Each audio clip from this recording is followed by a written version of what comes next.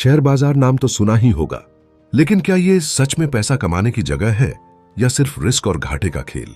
क्या इसमें कोई भी एंट्री ले सकता है या सिर्फ बड़े लोग ही यहां राज करते हैं? अगर आपके मन में भी ऐसे सवाल हैं तो आप सही जगह आए हैं। इस वीडियो में हम बिल्कुल आसान भाषा में समझेंगे कि शेयर बाजार क्या होता है, ये कैसे काम करता है और आप इससे कैसे फायदा उठा सकते हैं। तो बिना समय गंवाए शुरू करते हैं स्टॉक स्क्रीनिंग के साथ।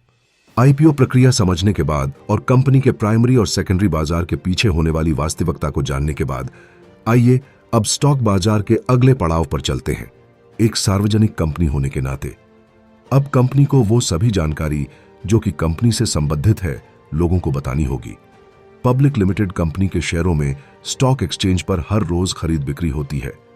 शेयर बाजार में भाग लेने वाले या भागीदार क्यों शेयरों की खरीद बिक्री करते हैं, इसकी वजहों को हम इस अध्याय में विस्तार में समझेंगे। स्टॉक मार्केट या शेयर बाजार आखिर है क्या?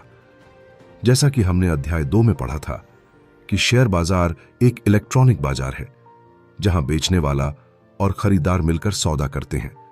उदाहरण के तौर पर इन्फोसिस की अभी की स्थिति को लीजिए। इस अध्याय को लिखते वक्त इन्फोसिस में अगला उत्तराधिकारी कौन होगा, यह बहुत बड़ा मसला बना हुआ है और कई सीनियर कर्मचारियों ने हाल फिलहाल में कंपनी से इस्तीफा भी दिया है।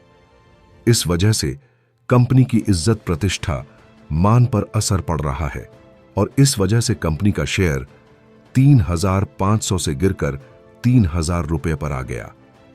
जब भी मैनेजमेंट में बदलाव की कोई खबर आती है, कंपनी के शेयर की कीमत यानी शेयर प्राइस स्टॉक प्राइस पर असर पड़ता है। मान लीजिए कि 2 ट्रेडर्स हैं, ट्रेडर्स X1 और ट्रेडर्स Y2। इन्फोसिस पर ट्रेडर्स X1 का नजरिया, कंपनी का शेयर और नीचे जाएगा क्योंकि कंपनी को नया CEO चुनने में काफी दिक्कतें या चुनौतियां हो सकती है।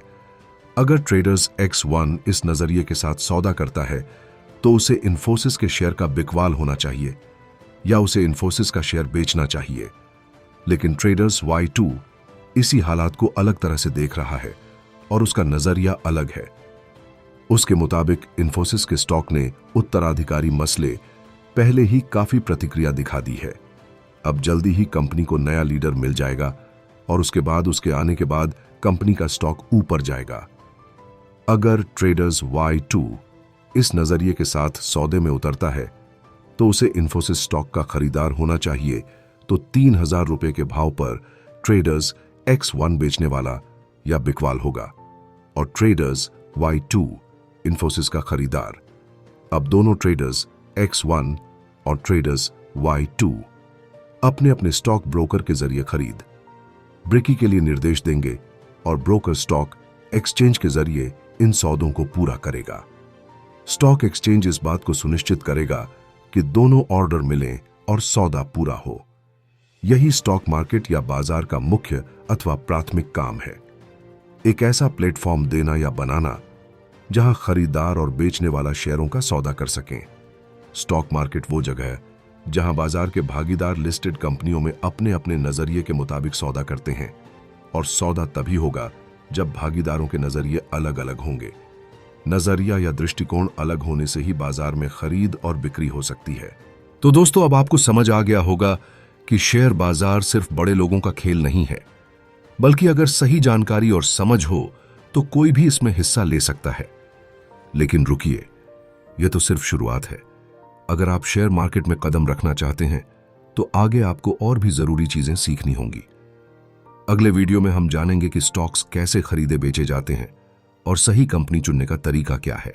तो जुड़े रहिए स्टॉक स्क्रीनिंग के साथ और वीडियो अच्छा लगा हो तो लाइक और सब्सक्राइब जरूर करें।